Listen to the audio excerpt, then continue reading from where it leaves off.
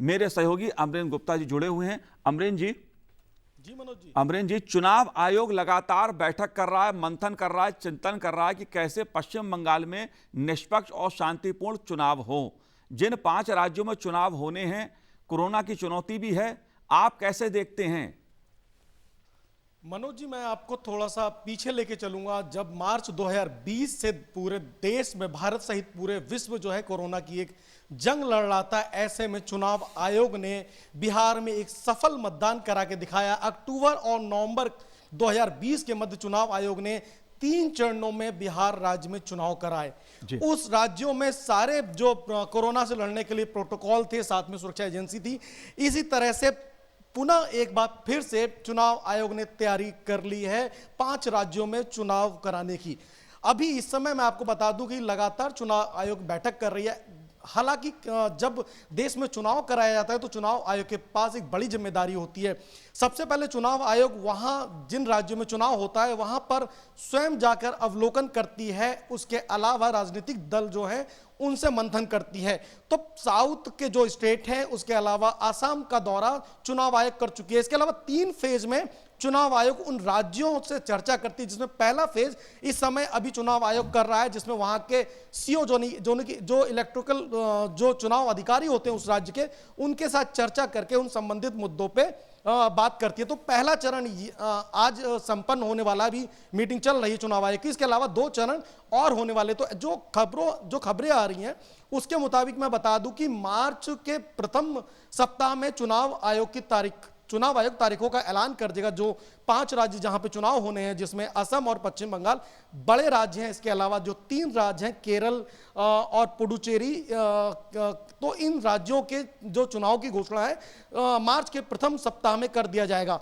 जो सूत्र बता रहे हैं वो चुनाव आयोग चाहता है कि मई से पहले पहले चुनाव संपन्न हो जाए, क्योंकि इन 5 राज्यों में जो सरकारें हैं उनका कार्यकाल जो है मई से लेकर जून के मध्य खत्म हो रहा है। पश्चिम बंगाल की सरकार का जो कार्यकाल है, ममता बनर्जी सरकार का, वो 30 मई को खत्म हो रहा है। इसी तरह से और राज्यों में मई से लेकर जून तक जो है कार्यकाल खत्म हो रहा है। तो चुनाव आयोग चाहती है कि चुनाव जो है मई से पहले तक संपन्न हो जाएं।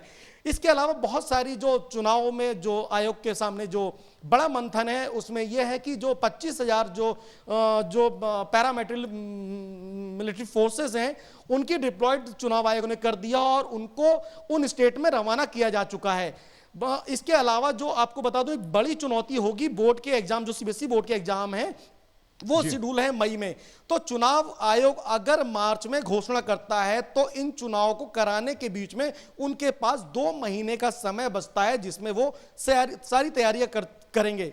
इसके अलावा जो त्योहार है उसको भी ध्यान में रखा जाएगा, क्योंकि 48 घंटे पहले चुनाव आयोग का यह निर्देश रहता है कि जो पैरामिलिट्री फोर्सेस हैं उस जगह पर जाके अपनी लोकेशन ले लें। और जो इस बार का चुनाव आयोग है मनोज जी, इस बार का जो चुनाव होगा पूरे देश में इन 5 राज्यों में, इसलिए भी अहम होगा कि अभी भी पूरा देश कोरोना के मध्य में वैक्सीनेशन की ओर बढ़ रहा है, लगातार चुनौतियों का सामना कर रहा है कोरोना को लेकर। ऐसे में इन 5 राज्यों का चुनाव का जो बड़ा जो संकल्प चुनाव आयोग के सामने, उसके तहत चुनाव आयोग ने तैयारी पूरी कर ली है। 2 फेज में अभी और वार्ता होनी है, जिसके बाद उम्मीद की जा रही है कि मार्च के प्रथम सप्ताह में चुनाव आयोग तारीखों का ऐलान कर देगा। मनोज जी, इसके अलावा मैं आपको बता दूं कि पश्चिम बंगाल जो है सबसे बड़ा राज्य है चुनाव की दृष्टि से। सभी चुनावी जो पार्टियां हैं उन्होंने अपनी कमर कस ली है मैदान में अपने आप को स्थापित करने के लिए। और बीजेपी ने जिस तरह से, मैं आपको बता दूं, अभी पिछले समय से अभी तक लगभग 200 बड़ी रैलियां बीजेपी जो है प्रधानमंत्री जी और गृह मंत्री अमित शाह के नेतृत्व में कर चुका है। और थोड़ा पीछे अगर मैं लेके जाऊं तो साल 2017 की मैं बात आपको बताना चाहूंगा, जब बतौर बीजेपी अध्यक्ष अमित शाह हुआ करते थे, तो ओडिशा के भुवनेश्वर में राष्ट्रीय कार्यकारिणी की बीजेपी की बैठक थी। उस बैठक में जो चर्चा किया गया था उसमें अमित शाह जी का जो बयान था, मैं वो उसको कोट करना चाहूंगा। उन्होंने कहा कि बीजेपी का जो परचम पूरे देश में जब फहराएगा, उन्होंने एक वर्ड यूज किया था, उन्होंने कहा था कि वो बंगाल का मतलब वो बीजेपी का स्वर्ण काल होगा अगर बीजेपी ओडिशा और बंगाल में फतह कर लेती है। और जिस तरह से बीजेपी ने इस बार कैंपेन किया खासकर बंगाल में, तो माना जा सकता है कि जिस तरह से ममता बनर्जी की सरकार चल रही है, देश में परिवर्तन जो है वो दिखाई दे रहा है। और बीजेपी ने बंगाल में परिवर्तन का ही नारा दिया है। प्रधानमंत्री मोदी लगातार उन दौरों, उन जगहों पे जा रहे हैं और विकास की योजनाओं का खाका तैयार कर रहे हैं। इसके अलावा आसाम जो है, आसाम से बीजेपी को खासी उम्मीदें हैं।